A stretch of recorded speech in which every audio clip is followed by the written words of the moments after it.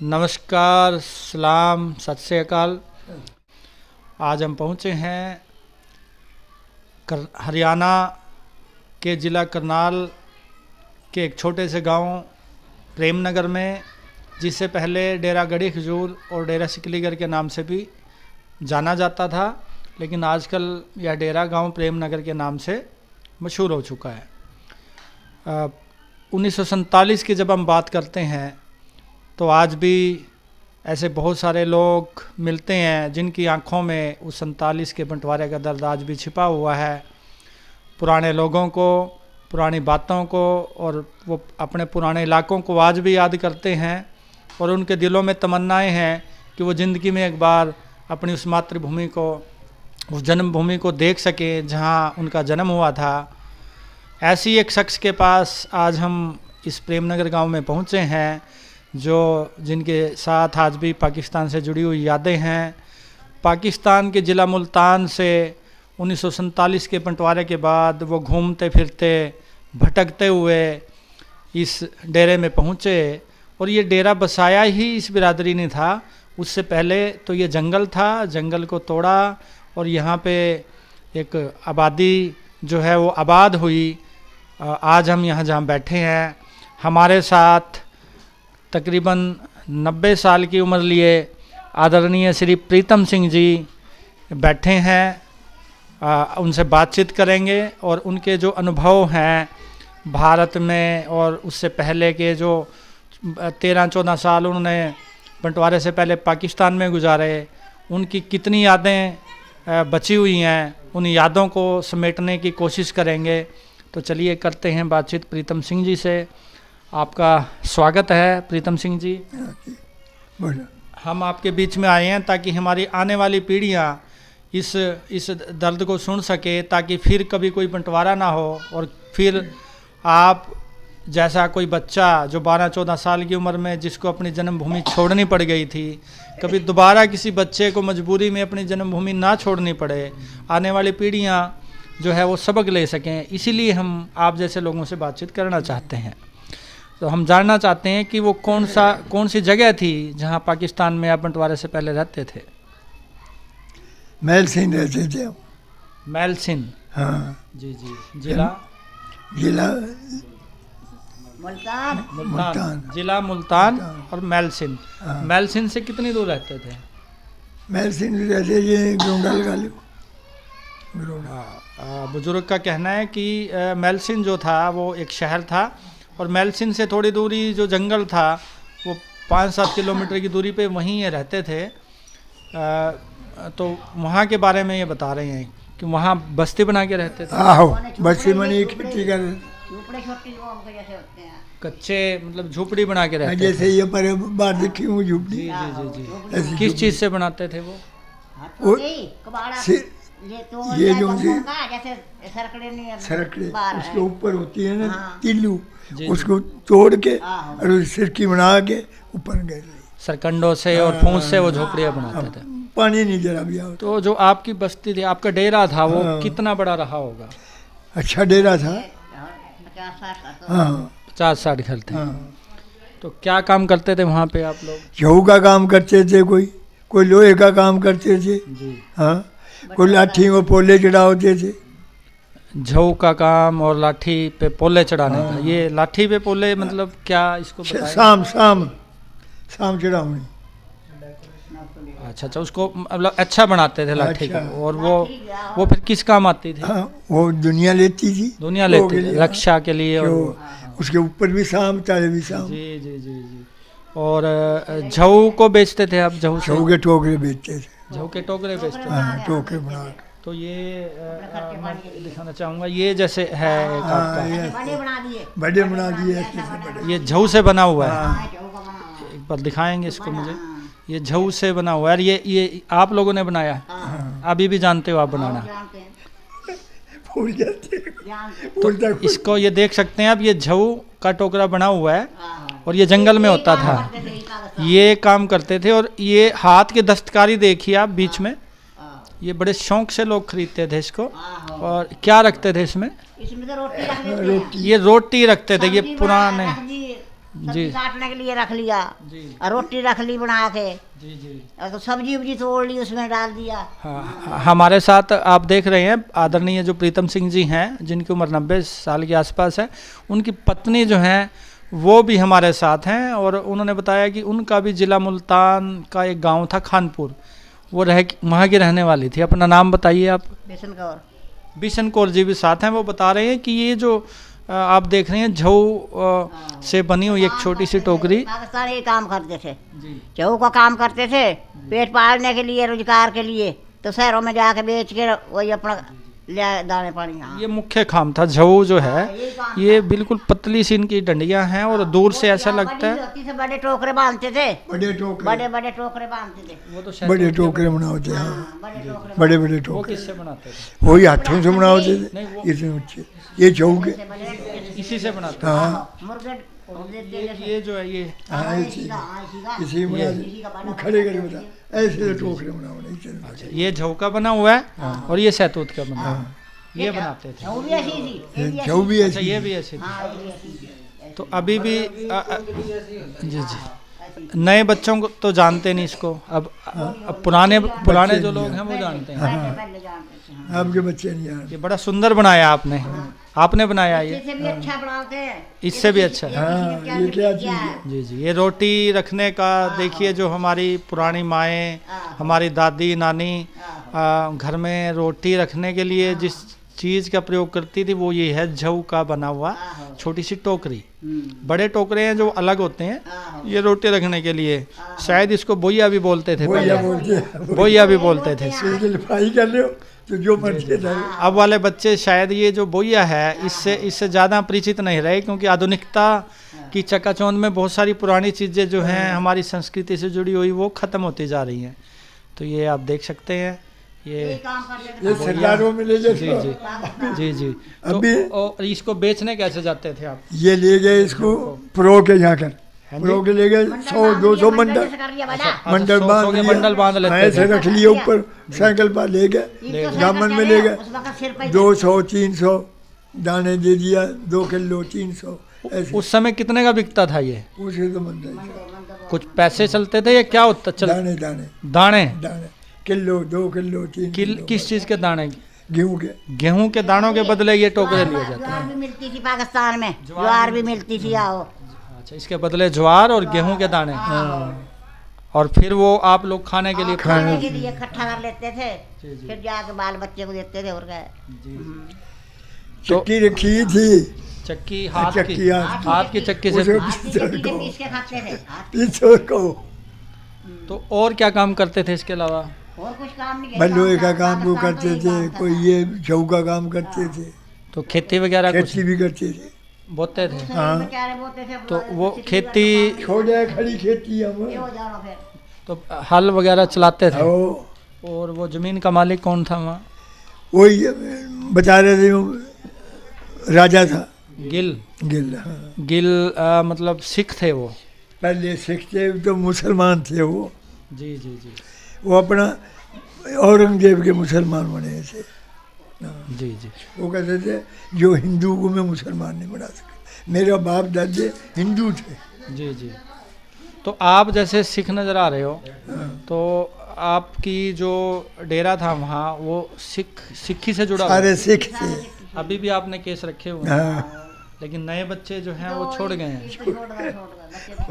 क्या वजह है? यानी कि वो सारा समुदाय आपका वो ये क्यों छोड़ दिए? बात बताऊं, जी इंदिरा कांड होया, जी जी पाकिस्तान से भी भारा होया, जी जी।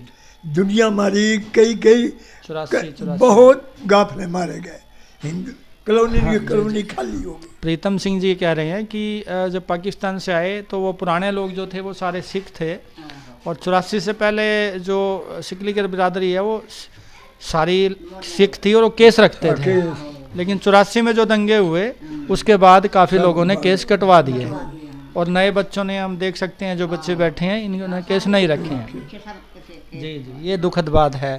84 की जो घटना है वो बड़ी दुखद घटना रही है, ऐसा नहीं होना चाहिए था। कॉलोनी खाली हो गई। जी जी जी। दिल्ली में आपकी बिरादरी भी रहती है? दिल्ली गए थे हम। जी जी। अच्छा, दिल्ली से ही रहते थे? दिल्ली से मकान छोड़ के भागे, थे। 20-20 हजार के मकान थे। मकान छोड़ आए, हमारे बनाए। डर के मारे, क्योंकि सिखों को मार रहे थे। हाँ तो आप जब पाकिस्तान से में जब रहते थे हाँ। मेलसिन हाँ। शहर के पास, हाँ। तो और कोई उस डेरे में कोई, जैसे आपने बताया कि ये टोकरे आप बनाते थे, और क्या क्या काम करते थे वहाँ? कोई लोहे का मगा करते थे, कढ़ाई बनाते थे, कढ़ाई भी क्या बना। क्या बड़ा होता था, सारा चाहिए हाँ। था, कोई काम कोई करते छऊ थे। के काम करते थे, अपने अपने कम जो से सीख क्या हो काम। पशु भी पालते थे? पशु यही अपने ये तो बोझ के मारे, बोझ के मारे ले आए, बोझ ऊँट उठाया रखते जाता थे। था। तो कोई गधे रख लेते थे, कोई ऊँट रख लेते थे, उस पर लाद अपना लिया, अपना लगाया, एक ले काम गया करके काम। लाद लिया, और फिर बेचा शहर में जाके।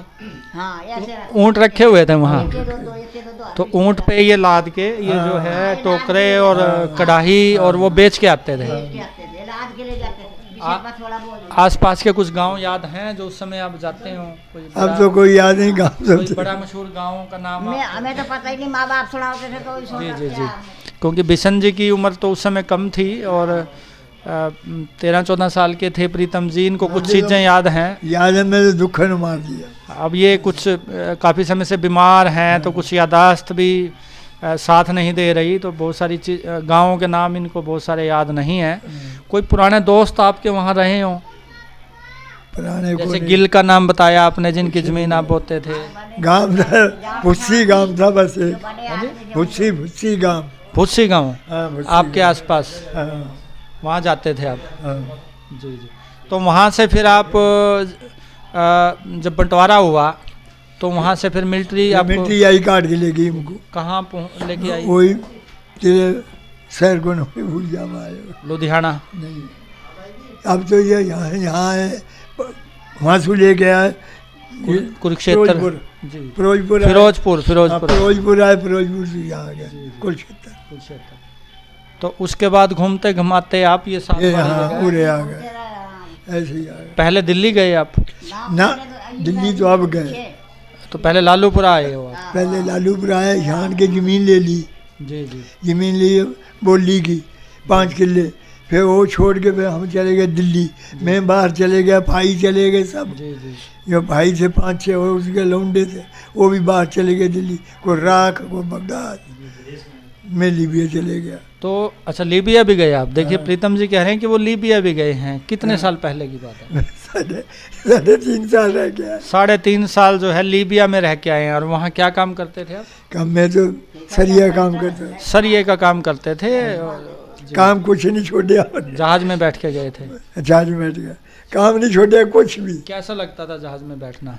भाई एक ही बारी झटका से दिया, ऊपर रहन चले आए। एक नया अनुभव था उस शख्स के लिए जो जिसने कभी ऊंट पर सामान बेचा था, ऊंट पे जो बैठा था, वो जब जहाज में बैठता है तो एक अलग अनुभव है जिंदगी के। दोबारा बैठना चाहेंगे? अब तो के समय थे, अब तो के समय थे बैठने, रूह तो रोका था बैठ जाए, अब तो बिल्कुल सांस नहीं। तो हमें जैसा पता लगा है कि जब जो शिकलीगर बिरादरी है वहाँ से आई, तो यहाँ एक पंजाबी समुदाय से संबंध रखने वाले शख्स थे मनोहर लाल, वो भी जिला मुल्तान से आए थे और उनका आपकी बिरादरी से प्यार था। ये जो डेरा था उसी ने उसी ने बसवाया? बसाया, उसी ने बसाया। उसने जमीन दी आपको? हाँ वही जंगल सारा उसी का था, भी वो तोड़ के हाँ। बोले। अच्छा अच्छा, ये जमीन मनोहर लाल जी को अलॉट हुई थी वहाँ आके? लौट हो रही थी कई मुरब्बे, फिर उसने क्या बटाई अपनी ले जाते 20-20 साल बोई हमने, 20-40 साल जंगल बात करे या तो शेर बोलते थे। जी जी, यहाँ शेर घूमते थे। प्रीतम जी का कहना है कि जब एक अच्छे इलाके से वो आए थे इस जंगल में, ये यमुना नदी के पास का इलाका है, हरियाणा में पड़ता है, जीटी रोड से तकरीबन 10 किलोमीटर दूर है, और ये जंगल था, यहाँ शेर घूमते थे। तो ये जो जगह अलॉट हुई थी मनोहर लाल जी को हुई थी, और उन्होंने कितने किले दिए फिर आपकी? बटाई पे हमको किसी को 4 किले दिए, कहीं को 5 नहीं, इस डेरे को, इस डेरे को बात करने के लिए डेरे, सारे डेरे 5 किले बताते हैं। 5 किले, किसी को 5 दिए, 4 किले हिस्से हिस्से बा डेरे की जगह के लिए। हाँ ये जो डेरा बना हुआ है, हाँ, इसके लिए मनोहर जी ने कितनी जमीन दी थी? बला ये बटाई की दी, 4-5 किला ही है। जहाँ घर बने हुए हैं? हाँ, घर ये 6 किले दिए। 6 किले। देखिए प्रीतम जी कह रहे हैं कि जो मनोहर जी आए हुए पाकिस्तान से इनके साथ, और वो इनके साथ रहे, इन्होंने उनकी ज़मीन पे काम किया, उस ज़मीन को उपजाऊ बनाया, फसलों के लायक बनाया। और मनोहर जी भी इतने दरियाल दिल थे कि उन्होंने इन लोगों को अपना घर बनाने के लिए 6 एकड़ 6 किले जो है वो ज़मीन दान दी, और ये डेरा उसी का हिस्सा है।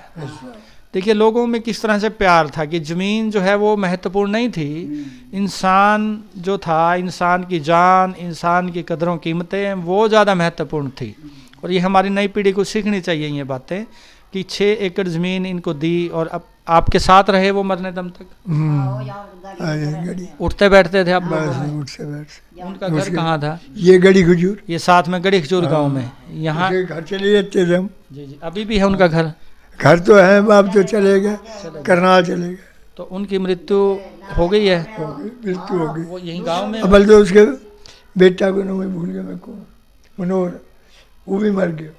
उनकी ज़मीन है अभी यहाँ? जमीन यहाँ अब नहीं है, सब बेच गए। सब बेच गए, और 6 किले डेरे को दे गए? हाँ 6 किले बेच गए। जी जी। पानी के मोल में दे गए मंदिर।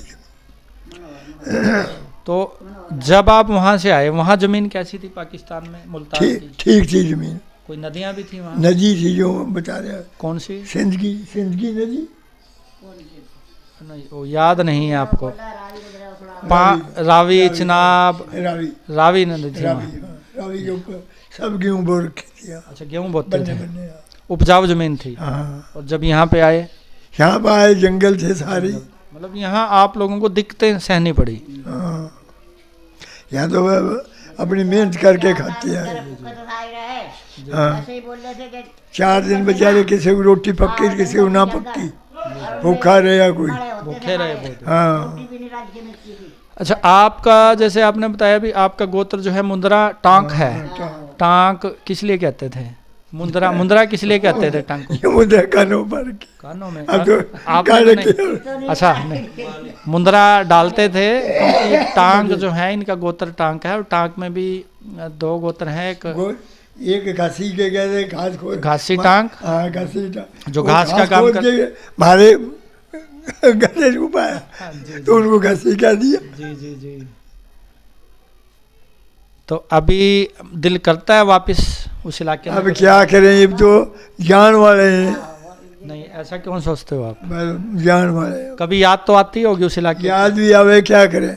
अभी लीबिया में गए थे हम, तो पाकिस्तान के लड़के मिलते थे बड़े प्यार मोहब्बत।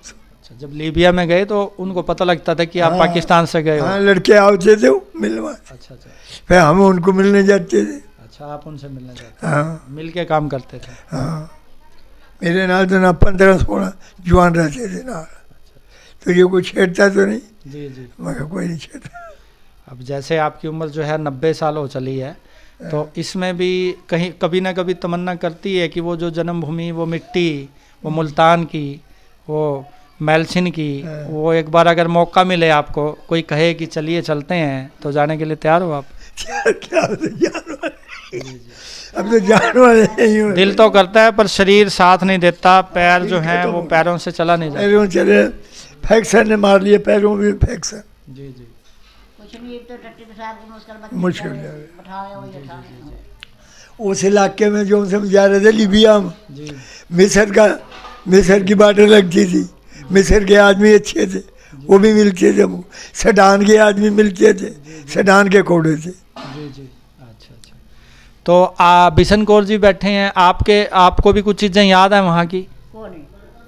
आप तो छोटे थे उस समय, आपकी उम्र इतनी नहीं थी कि कुछ बातें याद रहें।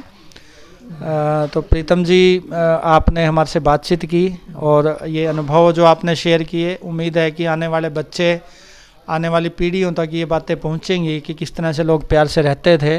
बंटवारे से पहले तो कोई लड़ाई नहीं थी ना वहाँ? कोई लड़ाई नहीं, मुसलमान सिख कोई चीज नहीं, भाई भाई बन के रहते। जी, भाई बन के रहते, भाई बन के रहते थे। लेकिन ये हवा चली नफरत की है। हाँ, वो नफरत की। ये उनकी बिहारी थी, बिहारी के दिन वो दूध चोते सब बांट देना। उन्हें कहना फलाने कड़ा रख दियो, दूध का भर के देंगे। जी जी जी, दूध का भर के बड़ी इज्जत करते थे।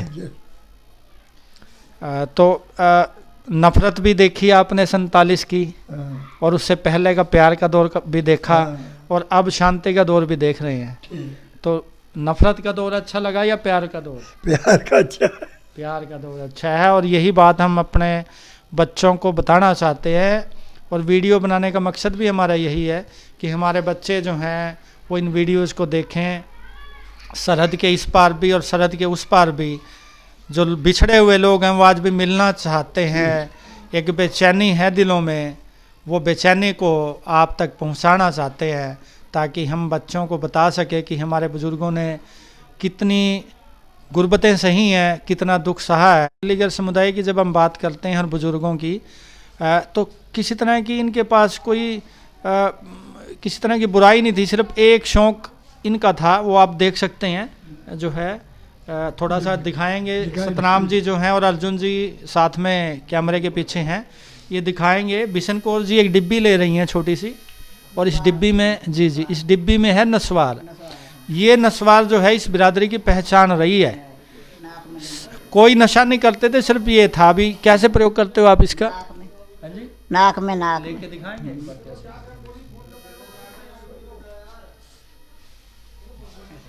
ये नस्वार सभी लेते थे पहले, कोई लेते थे, कोई लेते। सिर्फ ये चीज़ थी नस्वार, जो इस बिरादरी की पहचान रही है। आप देख सकते हैं बिशन कौर जी ले रहे हैं, और किसी तरह की और कोई भी बुराई इनके पास नहीं थी। तो हम बच्चों से भी कहना चाहेंगे कि तमाम तरह के जो नशे हैं या दूसरी चीज़ें हैं उनसे बच के रहिए, और अपने बुज़ुर्गों की जो अच्छी अच्छी बातें, इनका जो हुनर है उसको आप सीखेंगे और आने वाली पीढ़ियों तक पहुंचा पाएंगे। आप सबका आपने बातचीत की, हमारे साथ समय दिया, बिशन कौर जी का और प्रीतम सिंह जी का धन्यवाद। हम उम्मीद करेंगे कि आपकी जो भावनाएं हैं ये सरहद के दूसरी तरफ पहुंच पाएंगी।